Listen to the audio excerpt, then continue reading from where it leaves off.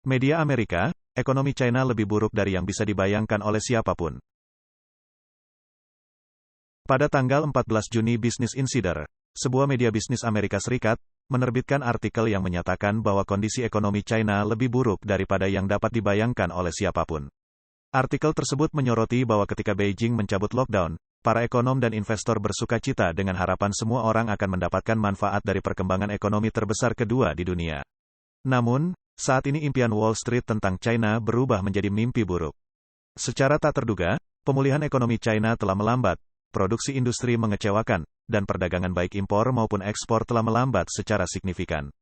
Utang merajalela di mana-mana, terutama di sektor pengembangan properti yang menyumbang 30% dari ekonomi.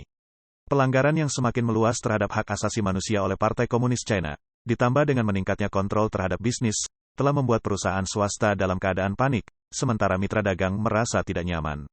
Artikel tersebut menyarankan bahwa mekanisme yang mendorong keajaiban China telah runtuh, dan gelembung di pasar properti China akhirnya pecah. Kekayaan rumah tangga, bank, dan pemerintah lokal di China akan menghadapi risiko terkuras. Pada bulan April, data ekonomi China secara umum menunjukkan lemah. Sebuah survei oleh Biro Statistik Nasional China mengungkapkan kontraksi tak terduga dalam aktivitas ekonomi. Produksi industri hanya meningkat sebesar 5,9% dibandingkan bulan sebelumnya, jauh di bawah perkiraan sebesar 10,6%.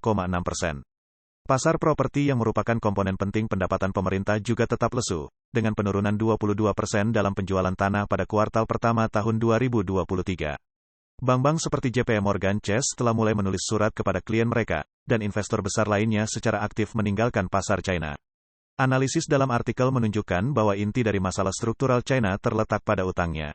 Selama bertahun-tahun, pertumbuhan ekonomi China terutama bergantung pada pembangunan infrastruktur dan pengembangan properti, yang menghasilkan banyak investasi yang buruk.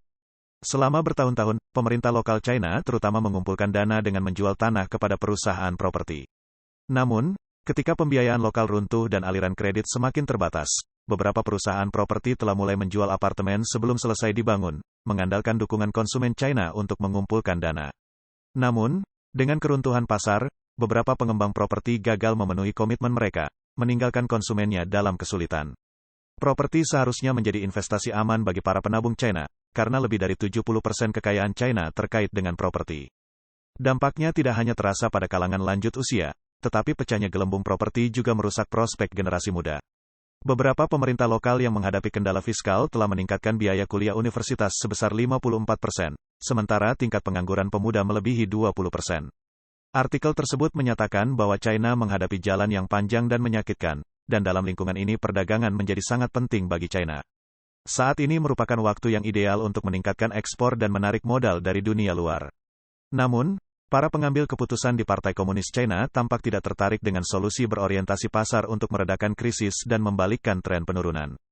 Sebaliknya, pemimpin China, Xi Jinping, telah mempersiapkan rakyat China untuk menerima kesulitan dan memasuki era pertumbuhan rendah.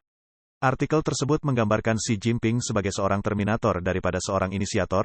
Amerika Serikat yang dulunya menjadi mitra dagang terbesar China kini telah mempertaruhkan hubungannya dengan China karena ketegangan geopolitik.